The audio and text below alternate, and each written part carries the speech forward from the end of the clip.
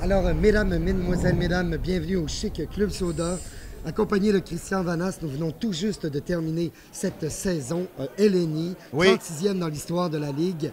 Alors, des rebondissements incroyables, une saison magnifique. Écoute, on est encore en sueur du match qu'on vient de vivre. On n'a pas eu le temps d'aller aux douches encore et ça a très bien clôturé cette saison. Une saison historique, rien de moins, parce que tu l'as souligné, après 36 ans d'existence, la LNI cherchait sans doute un nouveau souffle et on pense l'avoir trouvé dans la modification de l'aire de jeu et la suppression des micro-casques. C'est un changement important à plus d'un niveau. Je dirais que c'est un changement comparable à l'introduction de la mise en échec au hockey, qui a fait passer le hockey dans l'ère moderne, mais ici, à la LNI, c'est ce qu'on a... Ça a forcé les joueurs à s'impliquer davantage physiquement, la nouvelle configuration. D'aller chercher une théâtralité, en fait. Exactement. Puis ça empêche... En fait, ça a modifié le jeu. Les joueurs sont beaucoup plus présents, beaucoup plus investis, beaucoup plus sincères dans leurs intentions, parce que là, on n'est pas amplifié. Alors, on ne peut pas se reporter sur les effets de micro, sur la voix qui fait des disparages, et on assiste à la disparition presque complète de ce qui était devenu un peu de l'obstruction, c'est-à-dire le phénomène de l'overlapping qui amenait beaucoup de cacophonie, de confusion, qui parasitait le jeu. Et on se tenait souvent en périphérie de l'impro, dans les limites du cabotinage. On était dans le paraître. Alors là, on est beaucoup plus dans l'être et ça se sent. Alors maintenant, on doit non seulement projeter, mais aussi écouter davantage et ça donne énormément d'espace aux joueurs créatifs. Et parlant d'espace, on redécouvre dans cette configuration la puissance des zones. Alors ça, c'est très intéressant. Zone offensive, zone défensive, avant, arrière. Avant pour le déploiement de l'attaque, arrière pour la défensive et la construction en fond de zone. Et les côtés sont mis à profit pour des revirements rapides et des relances fulgurantes. Ça a stimulé l'attaque. Bon, bien, cette saison est terminée. Il y a demi-finales, deux demi-finales qui vont avoir lieu le 11 mai et le 19 mai. Alors, Christian... Parlons un peu des équipes qui seront en présence. Eh bien, il y a les Verts qui sont champions sous la gouverne de Christian Brisson-Dargy. Un autre championnat pour Christian qui commence à s'y habituer, mais c'est un vétéran, Christian Brisson, déjà. Et c'est une belle équipe, tout en nuances, Caron, Bossé. Peut-être le duo féminin le plus versatile de la Ligue. Ils peuvent jouer toute une palette impressionnante de personnages et donnent beaucoup de latitude à leur entraîneur à ce moment-là.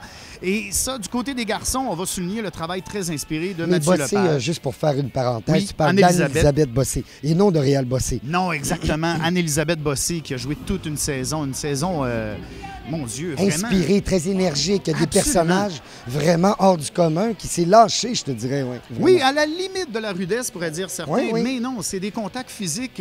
Écoute, ça me rappelle Bob Gainey quand il rentrait quelqu'un dans une bande. C'est tout à fait légal, mais paraît-il qu'elle jouait avec une épaule disloquée. Ah, toute ça explique certaines choses. Et puis, dans l'équipe des Verts, il faut souligner le leadership de Frédéric Barbucci, qui, sans être capitaine, impose quand même, fait suivre les joueurs. Il travaille sans relâche, n'abandonne jamais, il communique son enthousiasme à toute son équipe. Un destructeur de PowerPoint, en fait. Oui, absolument, absolument. Et la faiblesse des Verts, on pourrait la situer dans les comparés. Ça a été l'équipe la moins performante en comparé. Et ça, c'est peut-être la finition. Parce que les Verts jouent sur la longue durée. Alors, les comparés ont eu plus de difficultés à clôturer. On joue parfois des impros de 2 minutes comme si c'était des 5.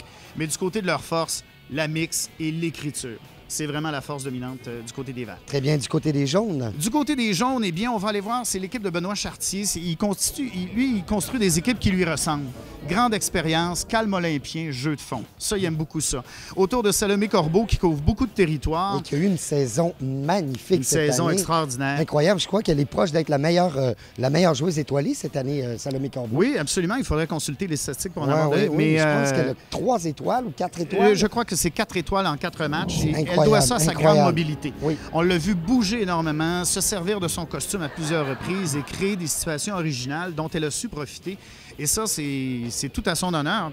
Parce qu'à côté d'elle, elle a Jean-François Aubé, qui est un général à la ligne bleue, en relance d'attaque, très fiable en défensive. Laurent Paquin, on connaît ses habiletés autour du filet. Sniper. Des mains de feu. Des mains de feu. C'est le joueur qu'on peut ne pas voir pendant un match et tout à coup, pif-paf, en une réplique qui tombe C'est Thomas Vanek. Oui, absolument. Et ce quatuor d'or est bien sûr complété à merveille par Florence Lompré, qui a offert des performances inspirées tout le long de la saison. Souvent imprévisible, cette joueuse. Très imprévisible et même très débonnaire. Elle rentre sur scène comme si de rien n'était et POC! Elle sort un personnage out of nowhere. Changement brusque de direction, ça déroute l'adversaire.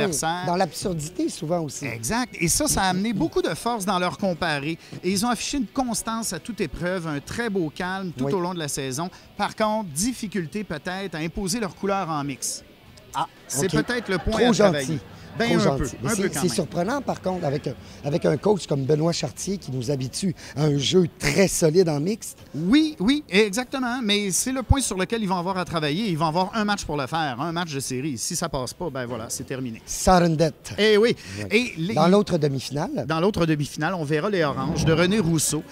Les Oranges qui ont un alignement fort compétent, très bien balancé, mais qui a eu de la difficulté encore là à s'imposer. C'est des joueurs très gentils, peut-être un peu trop. Ça leur a coûté des points au classement d'ailleurs. Joël Paré, par exemple, joueuse de fond, de construction, de finesse. Marie-Soleil Dion, écoute, une joueuse explosive, mais sans rudesse. Oui, c'est vrai. Ils sont entourés par Réal Bossé, qui, s'il a ralenti avec les années, demeure tout de même une menace à chaque improvisation à cause de ses grandes qualités de passeur et d'écrivain. Et ils possèdent de plus, dans leur équipe, un redoutable marqueur naturel en le Louis Courchaine. Le Louis Courchaine, incroyable. Qui commence à prendre en maturité et à bien jouer dans les deux sens de la patinoire. Et Réal, j'ai remarqué cette année, a joué beaucoup avec la latitude de la scène et la latitude que les micros soient enlevés aussi.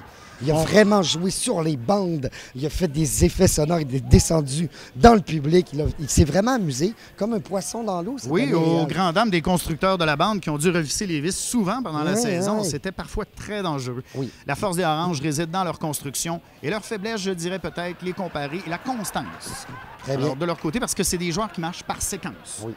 Et les Rouges qui ont gagné le dernier match de cette saison régulière ce soir, ici même au Club Soda. Très belle victoire. Très belle. De très belles improvisations. Ils sont vraiment prêts parce qu'en comparé, ils ont fait tout un match.